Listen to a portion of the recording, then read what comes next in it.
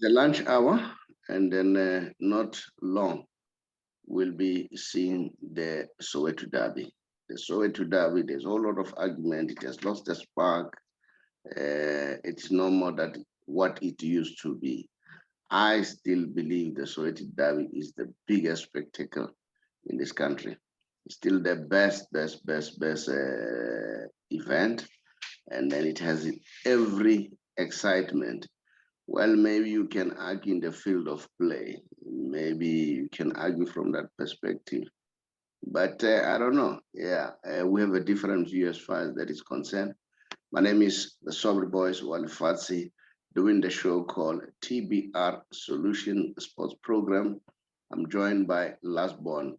Let me indicate that Sheikh's Mangobangwenya had to take his son to Highlands. The son is playing football, which is quite good for Sheikhs to give him support. That's the most important support. There is no better support than you are being supported by your father. That works perfectly. You can ask anyone. You can ask Tiger Woods. You can ask Serena Williams, ladies. You can ask Lionel Messi. You know, if you are being supported by your parents, including Cristiano Ronaldo, his mom is a very big fan of Cristiano Ronaldo. So you need that support, the support from home, people who approves that we support what you're doing. Afanas, welcome to the show and greet the viewers. Yes, good afternoon to the viewers out there. It's part two of the show. Yeah, man. Hope everyone enjoys this second segment of the show. Thank you very much. You know, there's quite a lot to talk about when it comes to this part of the show. But this part of the show, I want us to look at the Manchester Derby, a very big one. But prior to that, it would be a mistake not to talk about what's happening in the world today, because what's happening in the world is affecting football big time. We know that Russia has been banned. Has been suspended to play for the World Cup. So that is going to have a huge impact, all right? But we don't know. As reports says, they says the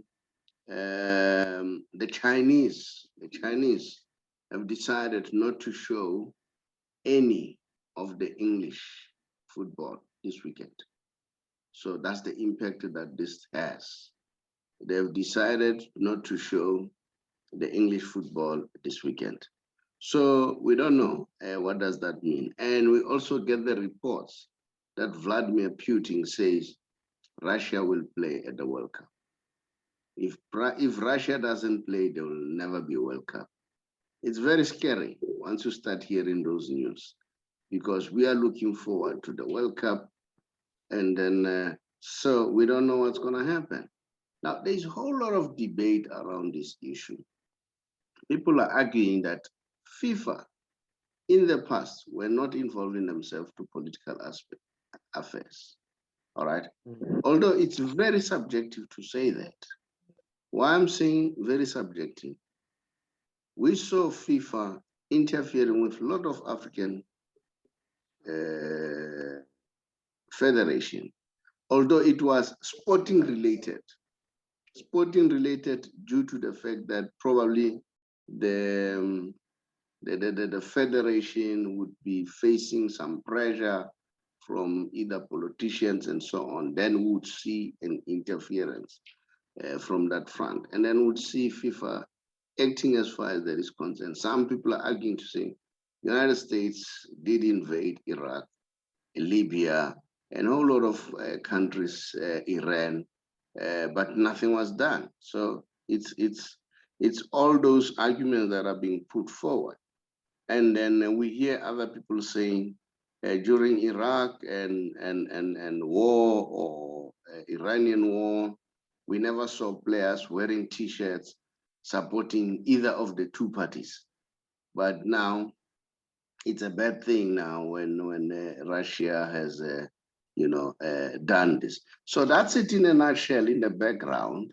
So I don't know what you want to say as far as this is concerned, small boy or last born?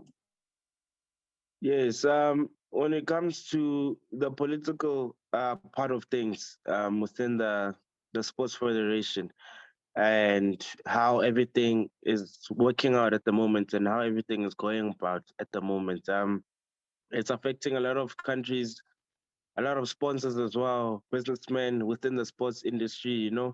Players as well are being affected. I mean, being a Russian right now, uh, it's a very hard time being a Russian right now. Being a player, a coach, club owner, businessman, as a whole. But we just hope that, well, when it comes to sports, I'm a bit sad because sports is one thing that unites people. That's the only code that keeps people together. That unites people. So when such sanctions and such decisions get taken, it really affects a lot of people as a whole. But I really hope I really hope this matter gets resolved very soon because there's a lot at stake and there's a lot which involves a lot of people within this whole matter.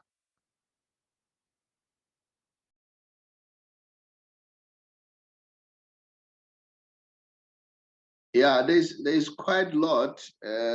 One wants to understand what are the issues, basically.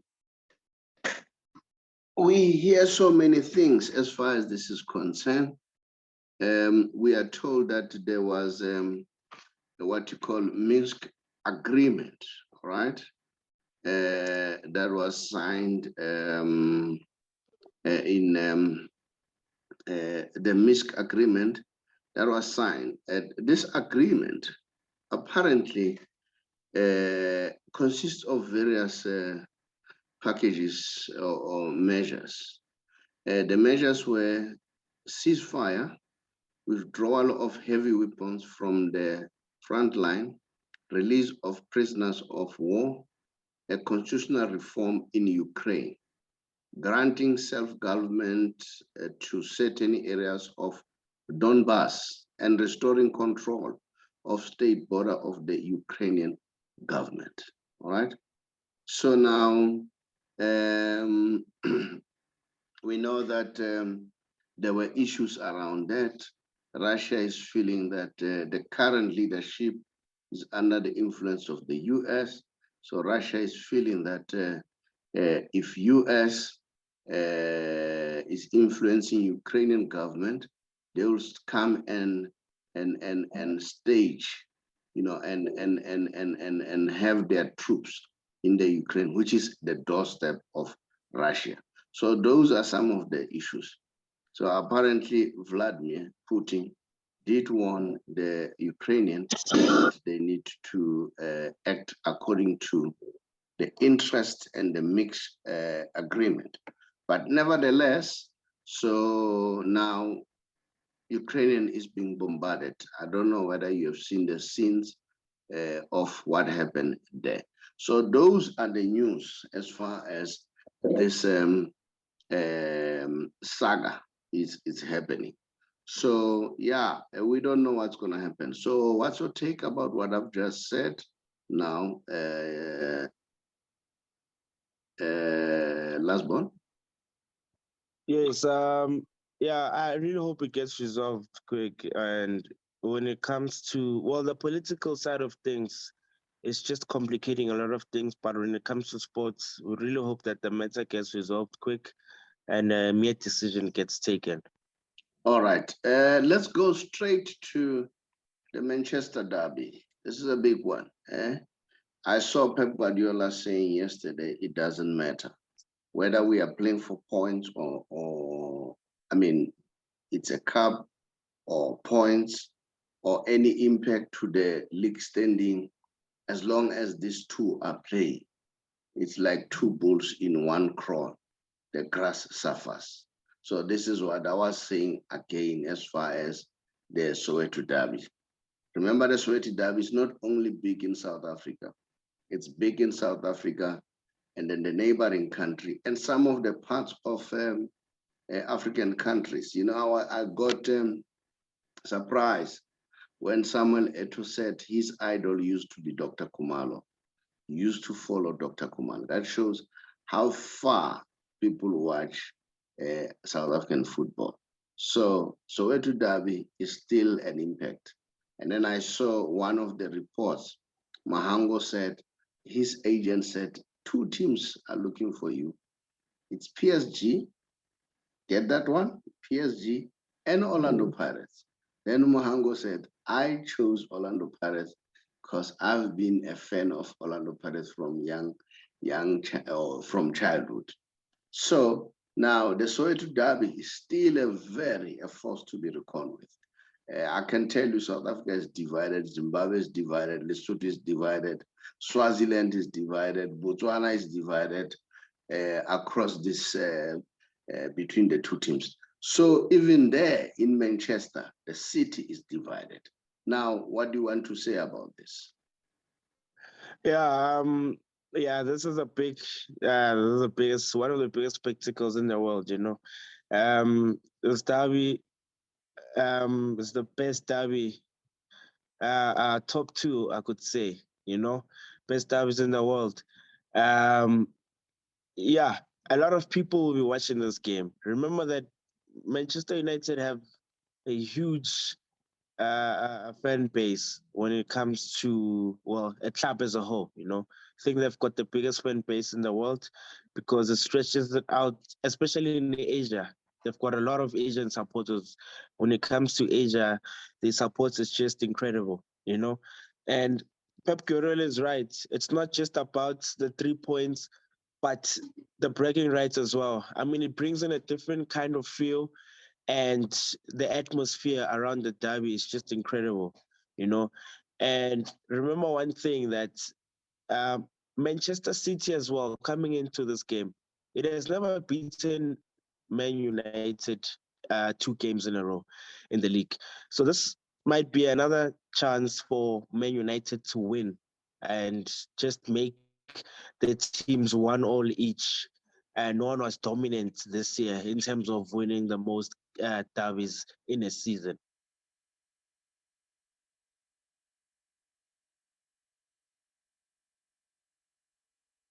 All right, I hear what you're saying. And then it's going to be a very interesting game. And remember now, we are talking of Ralph Rangnick versus Pep Guardiola. Pep is regarded as the best coach in the world today. I think Pep, probably close to Pep, is Jurgen Klopp. Jurgen Klopp. So Pep is the best coach as we speak today. But we know the Germans are very disciplined. So we're going to see what's going to happen. And then if you look at Man United, there's this young man, Ilanga. Oh, man, what a brilliant player. And then there's Bruno Fernandes in the middle of the park. I hope Pogba will come to the party. Of course, Ronaldo is always a threat. Ronaldo will always be there banging goals, you know. And, this weekend I was listening to Kadira. They were interviewing him, although that interview was very interesting. Very interesting. Very interesting in the sense that I think they wanted to justify that's ESPN again. ESPN again. Remember, I'm watching them very close in Sky Sport and hear the narrative that they're building. And then we also come with our own narrative. I think they were feeding to the narrative that it is not Ronaldo who failed to win the trophies at Juve. Instead, it is Juve and the coaching staff. Ronaldo is not to be blamed. But if it happens to Messi, Messi is to be blamed. And then, so they were asking Kadira. Well, Kadira was very fair. And then remember, he played with Ronaldo. He said, you know what? I would work very hard and then knowing very well that if I take the ball to the 18, Ronaldo will be there to score. And then if he scores, we win the El Clasico. If he scores, we win the league. If he scores, we win the cup. So Kadira said, the majority of us in the middle of the park, would play very hard and ensure that we give this guy the ball. So that's the impact that he has. All right. And then they wanted to justify that, you know what, the coaching did not adjust to Ronaldo's play. And then Juve had to change about 3 coaches that had an impact. But when it comes to Messi, the argument would be, no, they cannot change to Messi's style of play, that kind of a thing. So I saw that, but I think what Kadira was saying is true. If the ball goes in the 18 area, you are definitely certain that Ronaldo will score. That's how impactful Ronaldo is. So those are some of the other underrated player in the Man U squad is Fred. Fred is crafting there in the middle of the park, and I can tell you, Fred is adding value. I've seen Fred ever since he arrived at Man United. He is not what he used to be. Now he's a matured player, very effective player. In the past, I used not to like him much, but now I can see that Fred is a very important player at Man United. Where I'm a little bit worried about Man United, it's the central defense. Maguire and Verani, I think are struggling. For me, they are really struggling. And then I'm not sure about the guy who's playing the wing. What's his name again? The right wing? I just Bisaka. No, not Bisaka. The right wing, Rashford. No. At the back, right back. Right back, it's Delort or one Bisaka. Yes, those are the 2. No. Who are the wing back? The wing back. Yes, it's Delort, one Bisaka. It depends. Last time Lindelof was playing, so no, I know this player. I know this player very well. At some point, I've just forgot the name. But that's why I'm worried about Man United. All right. But you know what? Anything can happen in this game. And then I don't know. What's your analysis as far as this is concerned? Yeah, if the backline can come to the party, I think Man United will win this game. That's the only problem, the backline, and that's the only the weakest link of that team is just the backline. If the backline can come to the party, then they could easily win the game. Not easily, but they stand a very good chance of winning the game because they've been conceding a lot of goals, and they are actually rated. Well, David De Gea is rated the most goalkeeper who had made the most saves this season, actually. So, which tells you a lot that the back line isn't very good, Imagine coming from a Manchester United club, uh, giving away so many. I don't know what happened. It looks like you got cut there. I can hear you again. No, can you hear me now? I can hear you. Yes. Look, yeah, you still wanted to say something on that. Yes. Just to finish up, I was just saying that it clearly shows that the backline is quite of a problem. So if they could actually fix that, I think today, if we'd see a different kind of defense within the club, then we could actually watch a very interesting game. It won't just be one-sided. But I would love to see Rashford as well coming into the party. Giving the team more. Pogba, I hope he's on his A game as well. Because Bruno Fernandes, I know that he's always on his A game, each and every game. The man just loves playing. He loves playing football. He enjoys playing. If you could actually watch him play, you could actually see that he enjoys being on the ball. He enjoys making things happen. So if Pogba, Rashford, and Ronaldo himself could actually come into the party and just play for the team, and then I think we would actually watch a different Man United today. Now, are you saying Rashford ahead of Ilanga? I think Ilanga should play, start with the game, because I think the boy He's bringing a different element. As far as I'm concerned, Rashford, yes, he's a good player, but I think he has lost his form. With Pogba, what I'm a little bit worried about Pogba, he's an on and off player. When he's off on form, he's a good player. He can kill any team anytime. But sometimes you see Pogba struggling with his form. I hope this is a day whereby Pogba is going to play very well. Then we'll see the game. Now let's go to Man City. Ah, man, Man City. I don't know what to say about Pep Guardiola. This is one coach, very brilliant. One coach, as far as I'm concerned, in the whole world, who succeeds in rotating players. Close to what Pep is doing is the Mamelodi Sundowns trio. The Mamelodi Sundowns are doing that very well. Many teams, when it comes to this rotation, they fail.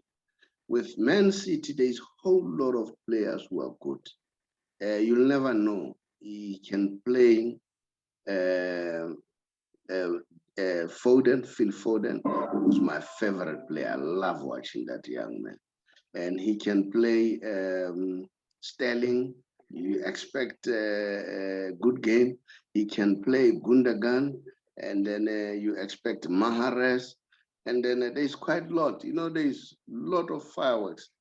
And then De Bruyne is also one of the brilliant players, good passers of the ball. And then with a very decisive passing, which is telling. And then, they play well. So Walker, and then he's also doing well, overlapping, and not only Walker, overlapping in the middle of the park. The central defense, Laporte, can come in and do the business. And there's quite a lot at Man City. So including Jesus can come in and cause havoc. But I don't know whether for this game, I'll start with Jesus or I'll start with something else. I don't know. What's your take? Let's hear what's your opinion. Yeah, Man City, the squad depth is it's very large, it's very big. They've got a lot of options, but I would love seeing. I think he will play with the false nine because I don't think Jesus is still, I could say, still quite involved in the team. I simply think he's still struggling, can't find his feet within the team, and I don't see much as of a threat at the moment. So I think Pep Guardiola will play with the false nine today, depending who he plays within that position. But all I know is that system quite worked out for him even last season. Playing with the false nine, either he can put Foden there as a false nine, or even Sterling as well. Last time, even put Kevin De Bruyne as well was playing that position, and they played it quite well because I think the whole system and the understanding of players within the team is actually brilliant. So playing with the false nine for me, I think would be the way for them to go today, and it can actually work out for them. But them having a hitman, having a number 9, I highly doubt it that you would actually play Jesus as a number 9 today. I don't see it happening, but if it happens, then yeah. Either way, they're a strong squad, and yeah, we should just expect fireworks from them today. There's a whole lot of players that he can play. Remember, you still have Jack Grealish, who can come in and add fireworks in that squad. So there's quite a lot of players that Pep can still use. So we're gonna see. It's gonna be a very humdinger game. Going forward. So yeah, I don't know. We will watch the space, and then may the best team win. Who do you think will win as far as this is concerned? Um, I, I, it's the same with the Orlando Pirates and Chiefs game as I predicted. Well, I see Man City are the favorites of this game. coming into this game.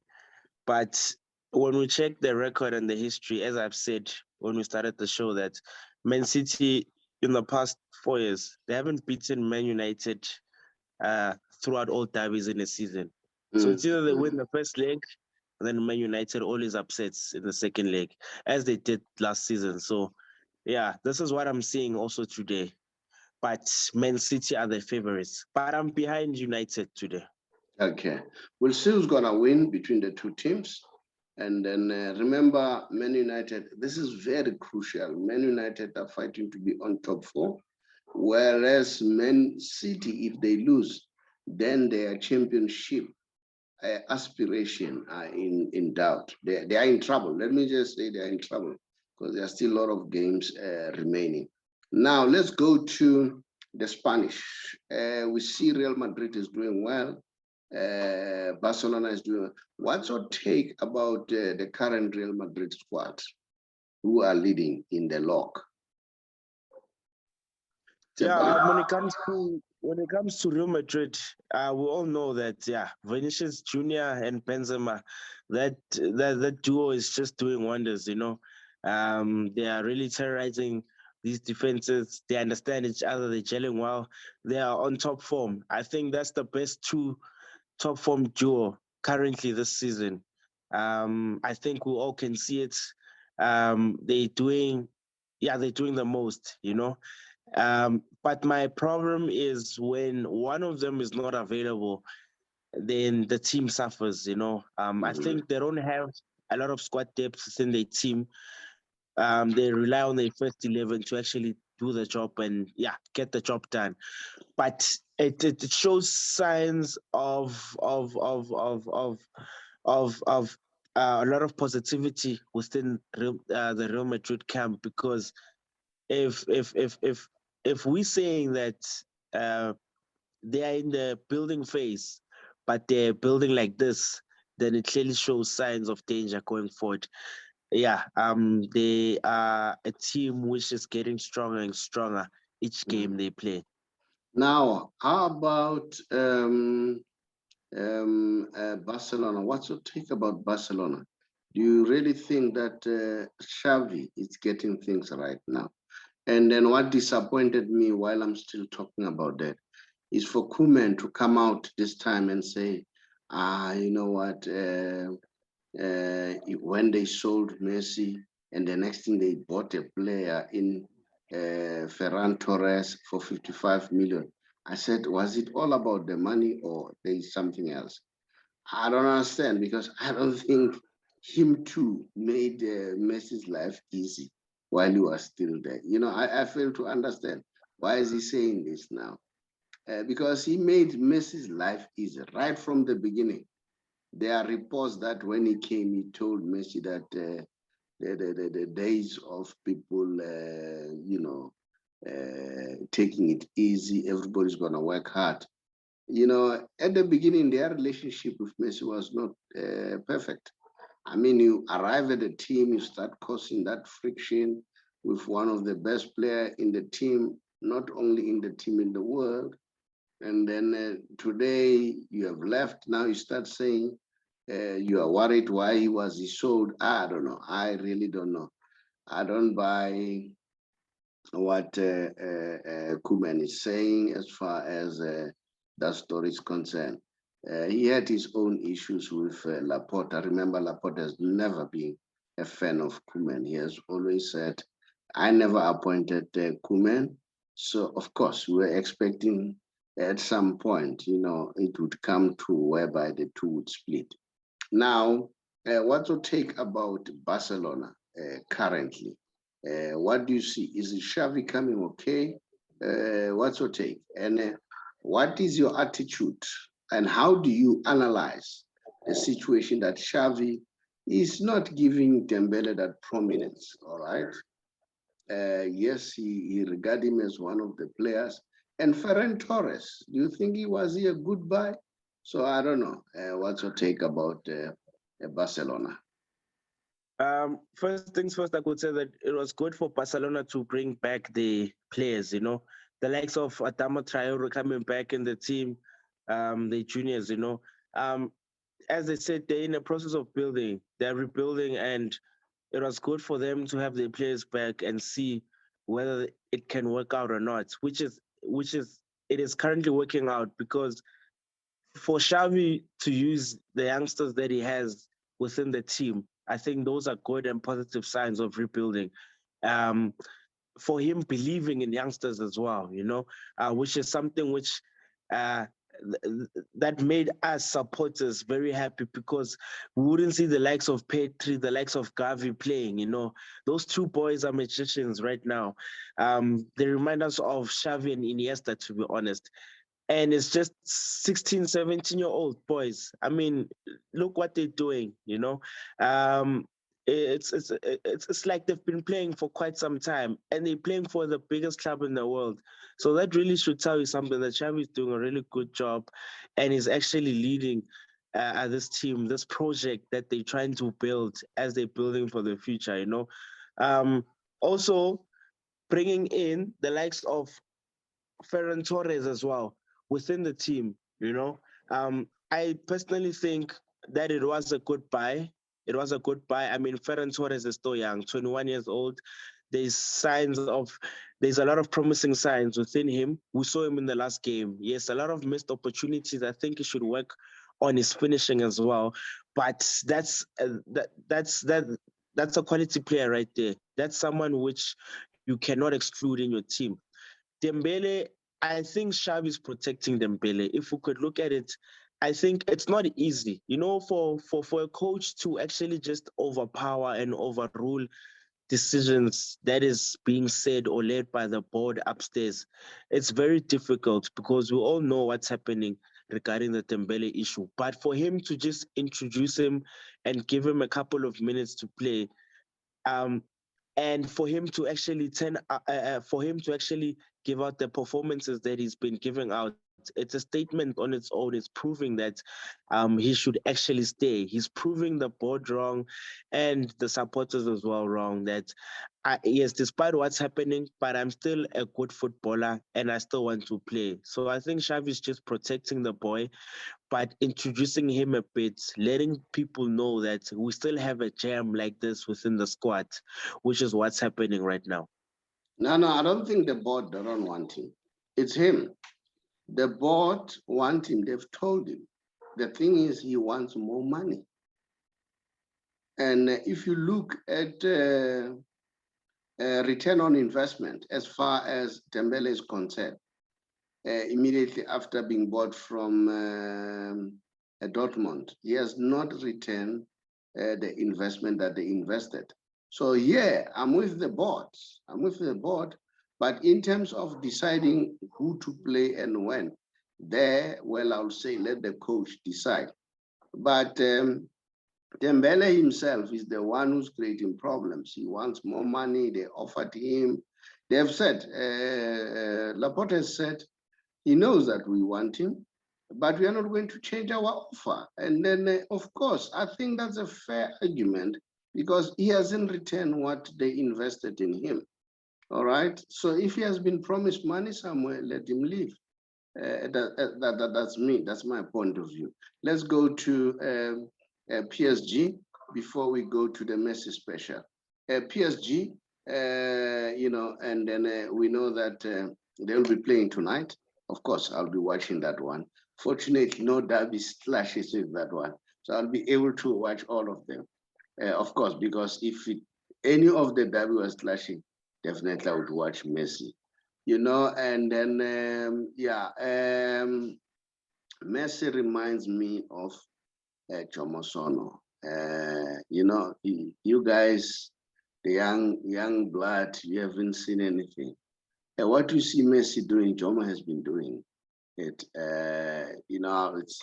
It's for me, it's the same thing. Jomo was a dribbler when he was young, and then when he got weight and became big, he could not run anymore. He was the best passer of football. Yes, the defense splitting pass, those were his specialty. There were very few people who came close to him, like Professor Ngubane, Sheikh Kungwane. Jomo was something else. It would be a normal occurrence, those defense splitting pass, and would pass with a banana. You know, a ball would go like a banana, and then and land in the player's feet. That is why I'm still saying, up to this point in time, we never had a brilliant player of Jomo Sone's caliber in this country. So that's it. That's been said. With now, I hear the narrative has changed now because it is quite clear that Kylian Mbappe is gonna resign with PSG. Now the argument, the narrative is, yeah, maybe let him sign for the short period. Thereafter, let him join Real Madrid. And let me tell you, when you listen to Mbappe talks, he really wants to benefit from Messi. He has said it himself that, you know what, my combination with Messi is the best. He said, I want to emulate Cristiano Ronaldo because it's impossible to emulate Messi. It's something else, you see. So that's Kylian Mbappe. So that is why probably the narrative is changing, that even if he can sign with PSG, because I think the narrative is getting defeated daily. So what's your take as far as that is concerned? Yeah, when it comes to Mbappe, I did say that he's having one of the best seasons of his career, club-wise. The likes of Messi playing with such influence within your team can only improve your game because it's actually working out for him. And I did see that they are saying that he might actually renew his contract, you know. So it's getting clearer and clearer that they're only just one step from actually re-signing him at the end of the season. So it will depend on how the season turns out, you know. But the relationship amongst the players and with him and Messi, I think it's actually coming together. It's getting there. You could tell by players linking up and how they play that they are actually getting along and starting to understand each other, you know. So it's starting to make sense now, you know. So all I can say is, if PSG can keep up the momentum and get things right technically as well, even with the technical stuff, by introducing good players as well that can actually accommodate all these players, and in terms of their style of play, and get the direction which they want, I think PSG will be a team to watch in the future. For me, PSG is a very weak team, honestly. There are a lot of loopholes. There are a lot of players there whom I think they're not supposed to be there. You think of a player like, I think it's Gay, the Ghanaian player. I have doubts about him. You think of a player like in the middle of the park, Van Wijnaldum, former Liverpool player, I think is lost. You think of a player, Hakim, on the right-hand side, he's got problems. And then there's this young boy, Mendes, the Portuguese, who's playing the left back. My problem with Mendes is still lacking what you call maturity, but he's a good player. But if I look Mendes and compare him with Jordi Alba, I see him is going to be one of the best players in the world, Mendes. But if I compare him with Jordi Alba, he's far behind. And then there's this player again who plays the same position. I think it's Bernard for PSG. He's another good player, but unfortunately, he's injury prone. And then that is why I say they are weak. And then Kempembe, yes, sometimes he loses it. And then, you know, very few players are good there. It's Marquinhos, very excellent player. And Donnarumma, for me, I would make him the first choice. I wouldn't bring in Navas. I think this coach is messing things up. By some games he brings Nava, some games he brings Donnarumma. Assure Donnarumma that he plays, because for me, that's the guy who can assure them of a good defense. Ramos, when he's there, you can see that Ramos is a star, you know, and then they miss the presence of Ramos. But unfortunately, there are a lot of issues around Ramos in terms of injury. And then the other good player is Verratti. That guy is brilliant. It's brilliant. Verratti, and then Neymar is also a brilliant player. I'm worried about his injuries. So that's what worries me. Mbappe, of course, he's a brilliant player, but what worries me about Mbappe coming back to come and collect the ball. Then you have Messi, the best player in the world, but Messi's strong point, his weak point is him going back and collect the ball. But what do you expect? He's old now. He used to do that while he was still young, but now he's old. He's saving that energy, but you know, you cannot rule him out. So there are very few players for me at PSG who can compete at highest level. I've counted Marquinhos, Verratti, Neymar, Mbappe, Lionel Messi, and then Mendes still has to be groomed. He's coming up, okay. Donnarumma, and then they have a whole lot of loopholes. And then I think Gay and Ghana in the middle of the park, for me, it's not on. All right.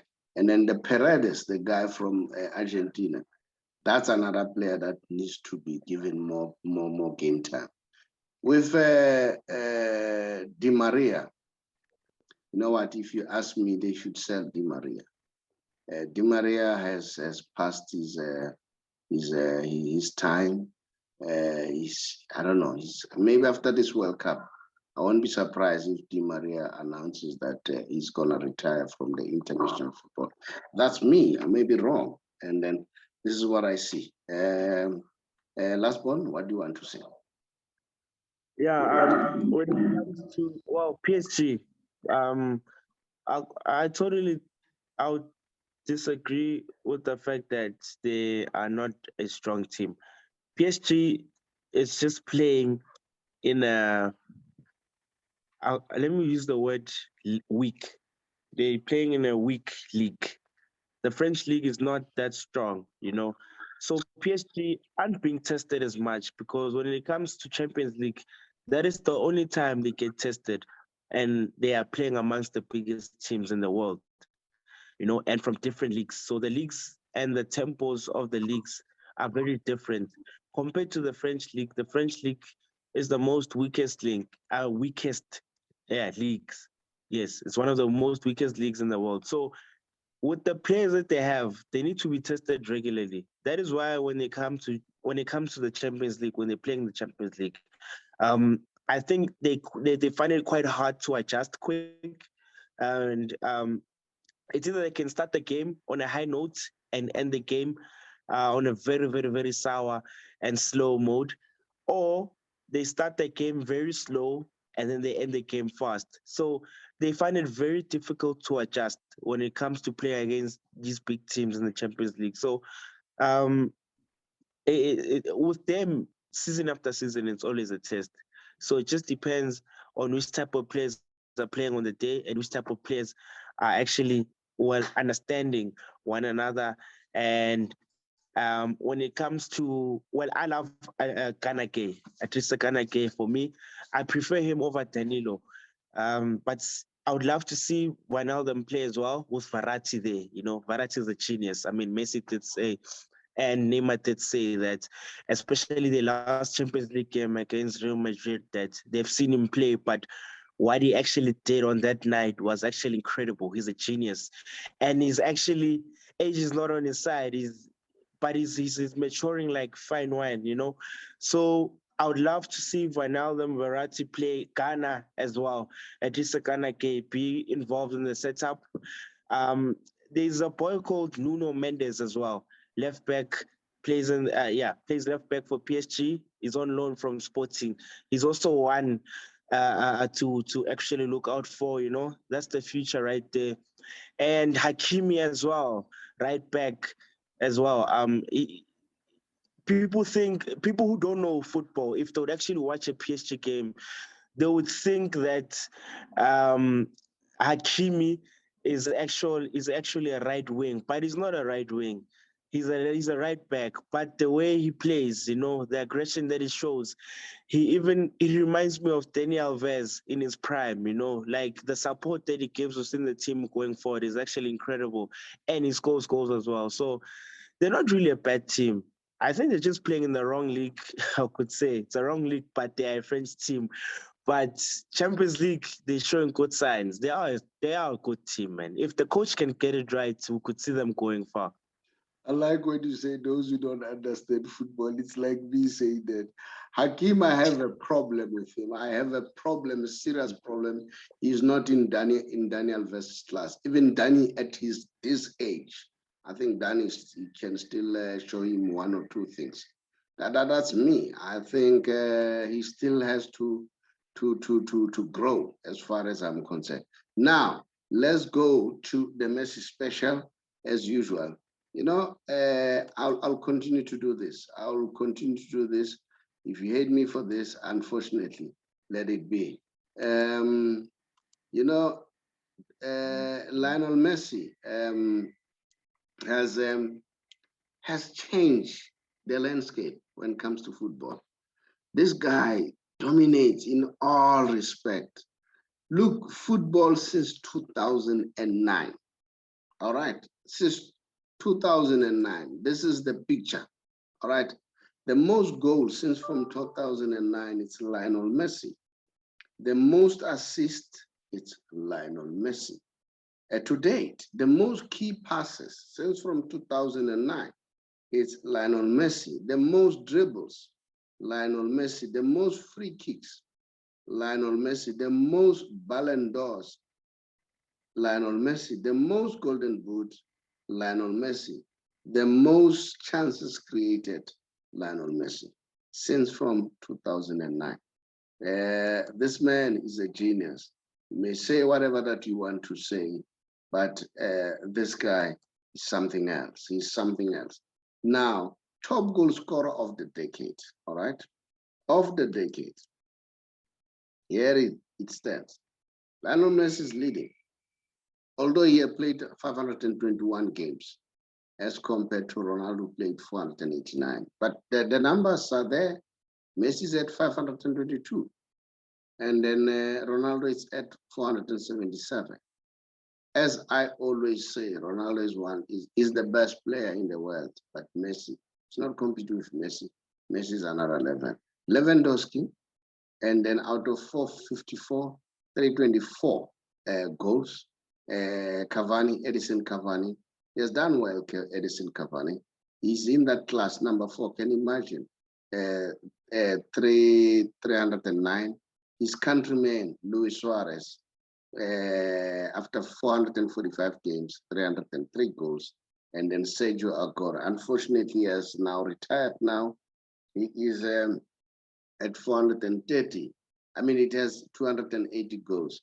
Abramovich is at 251 after 342 games. And then Aubameyang after 407 games, 241. What a nice one. Remember, Aubameyang is an African. Now at least we have an African there. And then I thought Samuel Eto'o was going to be in that league because he used to bang goals, big times. And then Higuain, 457 games, 240 goals. Benzema, 470 games, 232 goals. So what's your take, Tshepang? These are the numbers, This is Lionel Messi for you. Yeah, the numbers don't lie. The numbers don't lie. Yeah. And if we could actually check the number of games as well. This man has been playing for quite some time. Playing 521 games, scoring 522 goals. Yeah, that's incredible. It's like you are scoring one goal, 1 point. One goal per game. No, 1 point something, because He played True. 521, he scored 522. 1 522, point yes. something, goal a game. This is Lionel Messi in the entire decade. This man is a genius. You discard him at your own peril. I saw one news saying Lionel Messi is the best player who has influenced football, just like Michael Jordan has influenced basketball. But for me, Lionel Messi is even ahead of Michael Jordan, in the sense that basketball is not a worldwide phenomenon. All right, it is large in America, some other parts of the world. Football is everywhere. Do you understand? That's how impactful this Lionel Messi is. We'll never see this genius. Some people are saying it will take another 100 years to see a player of this nature. I listened to, what's name again? I'll tell you now.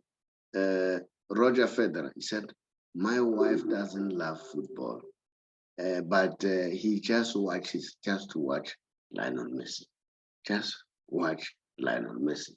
Yeah, that's it. That's Lionel Messi for you. He is the greatest.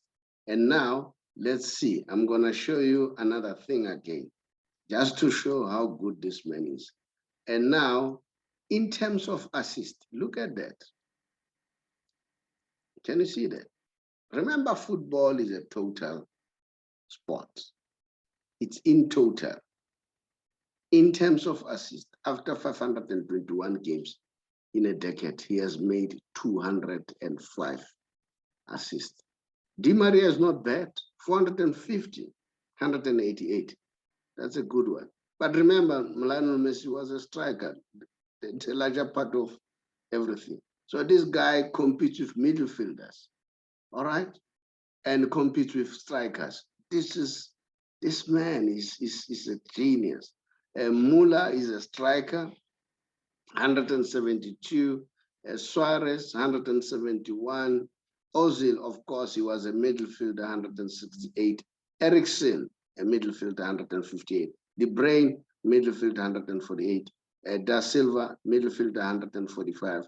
Ribery was a winger, 141. Tadic, and then 141. I mean, this guy is beating even the midfielders, the wingers. Now, what can you say now about this man? Tshepang? Yes, yeah, that's why we're saying that it's a different kind of breed, an all-round player. I mean, you could tell by how he's playing now.